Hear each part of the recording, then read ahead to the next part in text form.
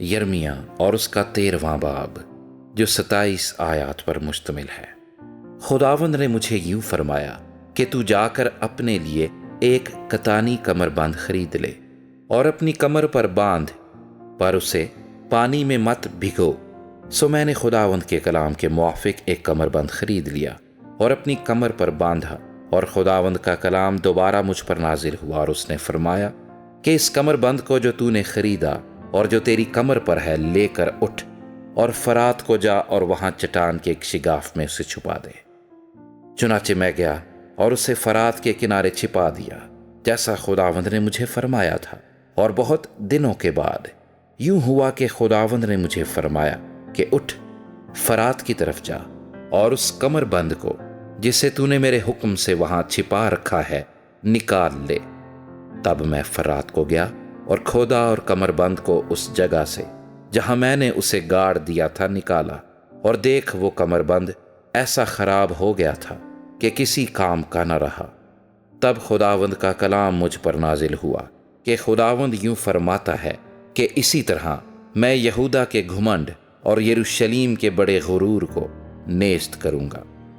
یہ شریر لوگ جو میرا کلام سننے سے انکار کرتے ہیں اور اپنے ہی دل کی سختی کے پیرو ہوتے اور غیر معبودوں کے طالب ہو کر ان کی عبادت کرتے اور ان کو پوجتے ہیں، وہ اس کمر بند کی مانند ہوں گے جو کسی کام کا نہیں، کیونکہ جیسا کمر بند انسان کی کمر سے لپٹا رہتا ہے، ویسا ہی خداوند فرماتا ہے میں نے اسرائیل کے تمام گھرانے اور یہودا کے تمام گھرانے کو لیا کہ مجھ سے لپٹے رہیں، تاکہ وہ میرے لوگ ہوں اور ان کے سبب سے میرا نام ہو اور میری ستائش کی جائے اور میرا جلال ہو، پر انہوں نے نہ سنا۔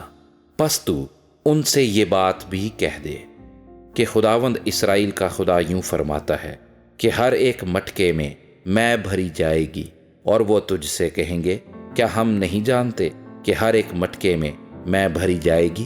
تب تو ان سے کہنا خداوند یوں فرماتا ہے کہ دیکھو میں اس ملک کے سب باشندوں کو، ہاں ان بادشاہوں کو جو داؤد کے تخت پر بیٹھتے ہیں، اور کاہنوں اور نبیوں اور یروشلیم کے سب باشندوں کو مستی سے بھر دوں گا، اور میں ان کو ایک دوسرے پر یہاں تک کہ باپ کو بیٹوں پر دے ماروں گا۔ خداوند فرماتا ہے میں نہ شفقت کروں گا، نہ رعایت اور نہ رحم کروں گا کہ ان کو ہلاک نہ کروں۔ سنو اور کان لگاؤ، گھمنڈ نہ کرو، کیونکہ خداوند نے فرمایا ہے، خداوند اپنے خدا کی تمجید کرو اس سے پہلے کہ وہ تاریکی لائے اور تمہارے پاؤں گھپ اندھیرے میں ٹھوکر کھائیں، اور جب تم روشنی کا انتظار کرو تو وہ اسے موت کے سائے سے بدل ڈالے اور اسے سخت تاریکی بنا دے۔ لیکن اگر تم نہ سنو گے تو میری جان تمہارے غرور کے سبب سے خلوت خانوں میں غم کھایا کرے گی۔ ہاں میری آنکھیں پھوٹ پھوٹ کر روئیں گی اور آنسو بہائیں گی، کیونکہ خداوند کا گلہ اسیری میں چلا گیا۔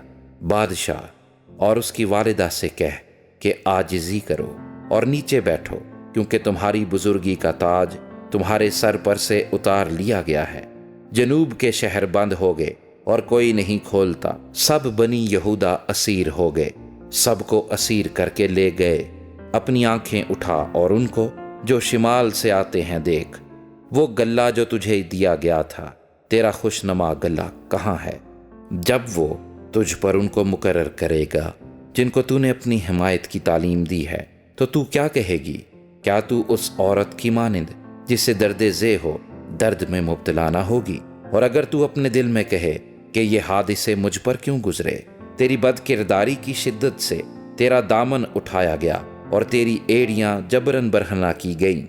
حبشی اپنے چمڑے کو یا چیتا اپنے داغوں کو بدل سکے تو تم بھی جو بدی کے عادی ہو نیکی کر سکو گے۔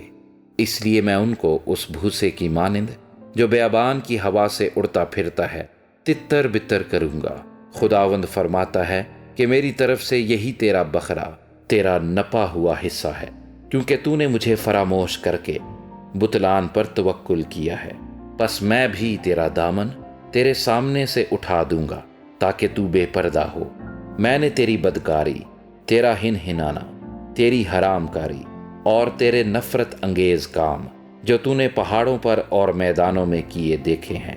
اے یروشلیم، تجھ پر افسوس، تو اپنے آپ کو کب تک پاک و صاف نہ کرے گی؟